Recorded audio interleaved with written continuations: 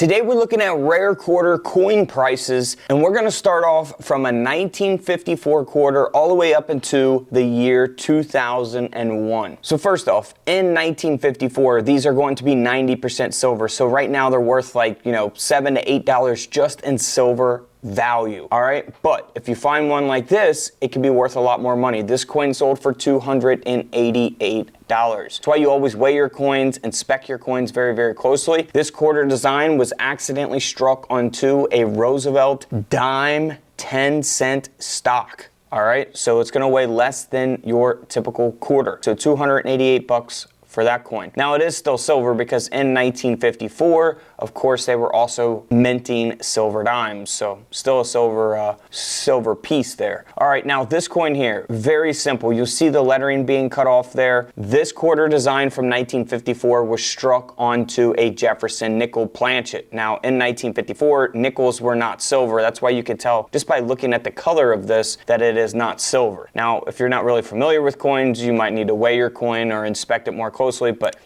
people that deal with coins every day, they can tell a silver coin just by looking at it.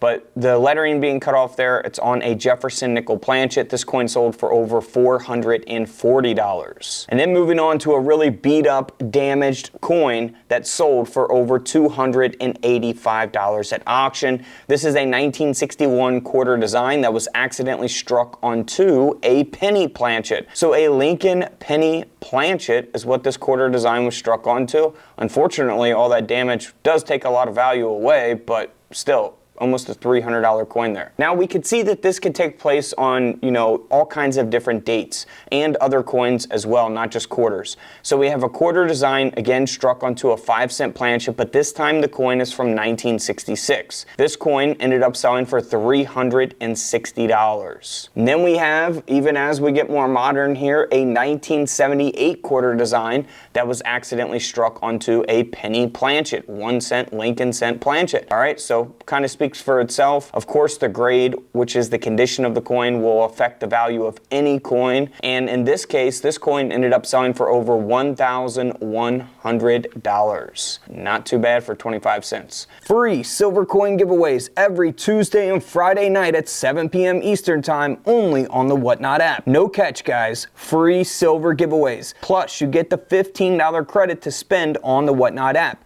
You can purchase any product from any seller and use your $15 credit today.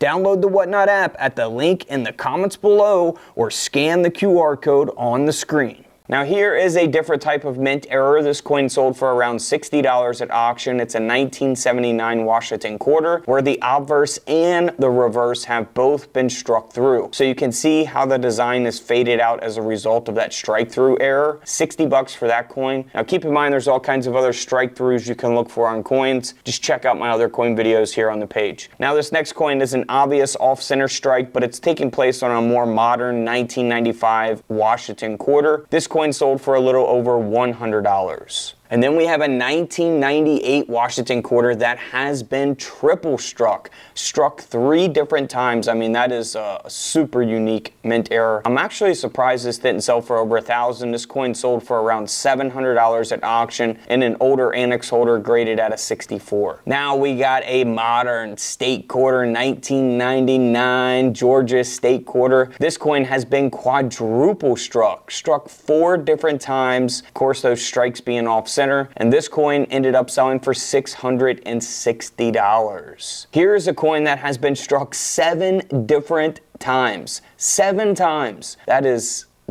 just unheard of. This is like a holy grail right here. This state quarter from the year 2000 sold for over $1,100 as well. Now we have a New Hampshire state quarter that was struck 20% off center from the year 2000. This coin sold for around $85 at auction. So you can see that off centers and double strikes and all that stuff could happen on all kinds of different coins, different dates as well. Now we have a 2001 New York state quarter that sold for $780 because this coin has been struck 4 different times. Quadruple strike there. All right, and then we have a 2001 Vermont state quarter. It looks normal on the obverse, but as we flip the coin over, it looks copper here. here on the reverse? Well, it is copper. That's the inner copper layer of the coin. So on the obverse of the coin, we have that outer clad layer like we're supposed to have. On the reverse, we are missing that outer clad layer. That's why we see the inner copper core of the coin. So this coin sold for $432. Now we also have a Connecticut state quarter. It says no date on it, but this is obviously the 1999 state quarter.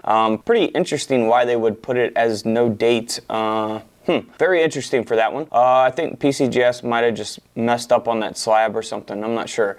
But this coin has been double struck. That second strike being 60% off center, pretty self-explanatory for this coin. This coin sold for $720. Now we have a state quarter from the year 2000. It also says no date on the coin holder, the coin slab, which is interesting because we do know the date of this. It is a 2000 state quarter that was struck onto a clipped fragment. All right, so this coin sold for over $700 as well. I mean, mint era coin collectors will pay some big money for some crazy looking coins out there, guys. All right, don't forget, guys, if you want that $15 off any product from any different seller on the Whatnot app, hit the link in the comments below. I cannot stress it enough, guys. Get over there to the Whatnot app. We give away silver, gold, copper. Every single week we are doing big giveaways and live coin auctions over there on the Whatnot app. Link in the comments below. Do not miss it. We're ramping up the giveaways to the end of 2025, and I do answer your all's questions over there, so hit the link in the comments below. And don't forget to subscribe in the middle. Feel free to check out the videos to the left of me, and until tomorrow, I'll see you guys in the comment section